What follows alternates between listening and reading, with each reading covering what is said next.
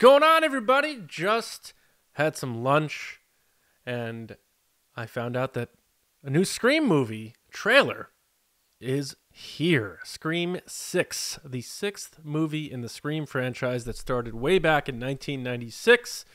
I'm sure many of you weren't born yet. I was a spry 13, 14 at the time, and the movie changed my life. I became a huge slasher fan after that, huge movie fan after that. I actually wanted to get into making movies after seeing Scream, and I just thought it was a brilliant movie, twists, turns, and everything that came with it, and it inspired a lot of knockoffs and things that tried to bite off of its success, but not to the success that Scream has had. And as we can see here, it has lasted and outlasted all of the other knockoffs, as we are here 26 years later with the sixth installment in this sort of a reboot version of Scream. The last one that came out this past winter, was just titled Scream. I know a bit of a tongue-in-cheek nod to reboots of other horror franchises and stuff like that, but nonetheless sort of a reboot with a new cast that is going to be this new legacy cast, as we see the return of Jenna Ortega, who right now is white hot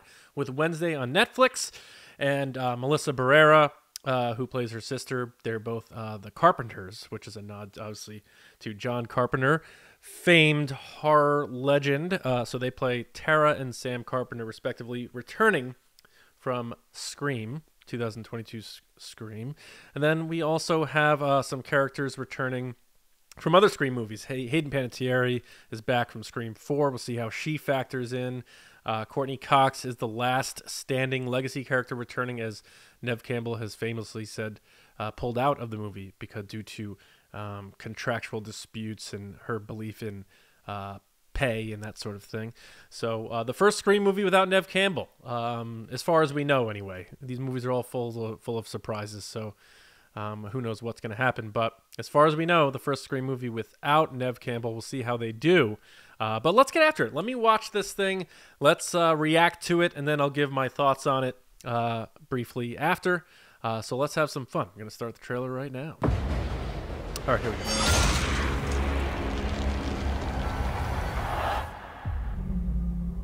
Paramount logo. It's so weird not seeing that Miramax Dimensions Films logo. But here we go. New York City.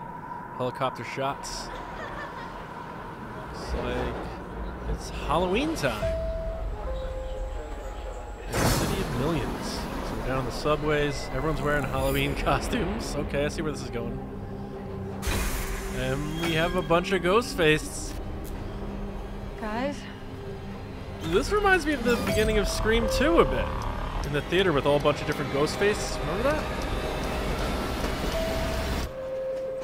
Oh, a little alien tribute. No one hears you scream. I like that. Jump scare coming?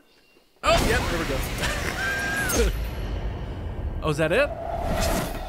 Okay. They got the logo into a 6. Interesting. They didn't do the 5 cream for Scream this year.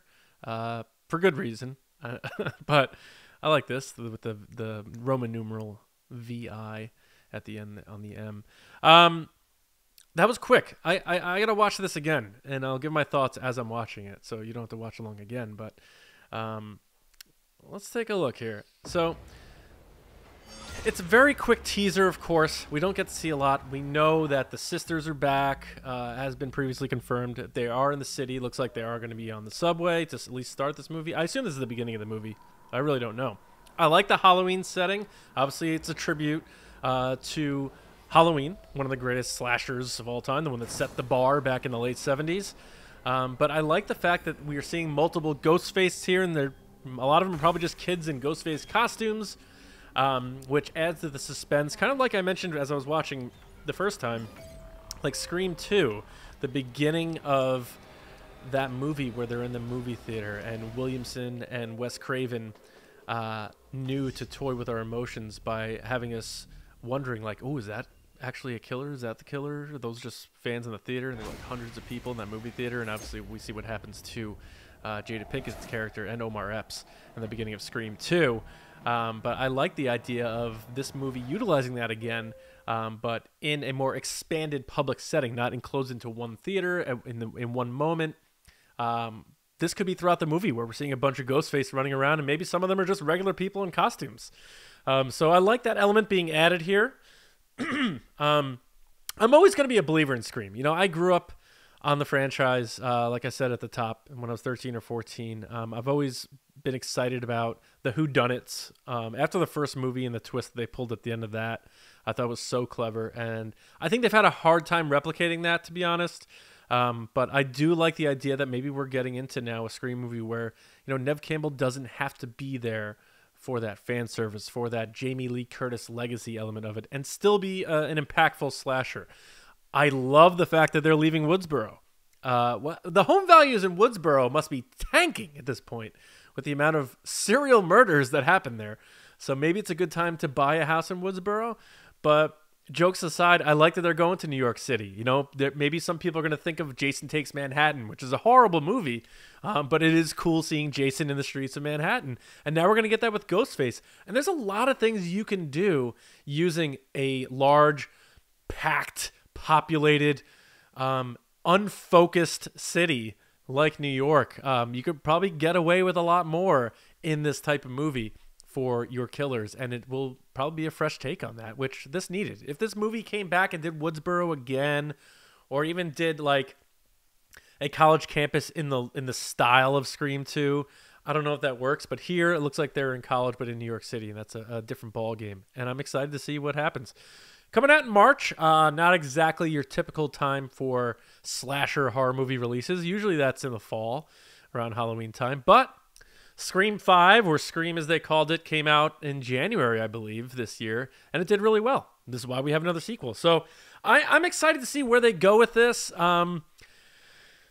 going to be strange not seeing Dewey. I'm not sure how much they can keep bringing Gale back and have that interesting.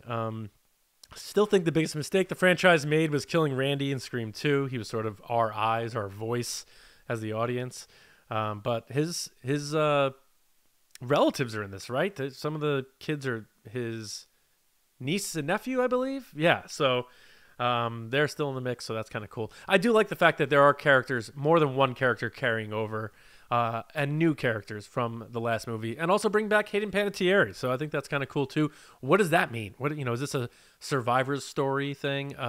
So I have a lot of questions. I definitely need to see more. I want to see another full trailer of this, but I'll be there. Something about Scream, I'll just always go there to see it.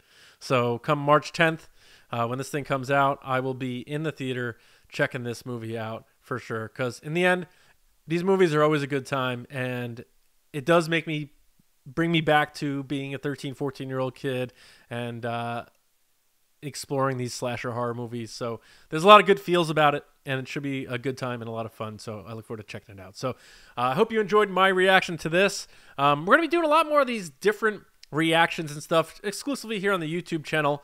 We're still doing as much Star Wars content as we always did.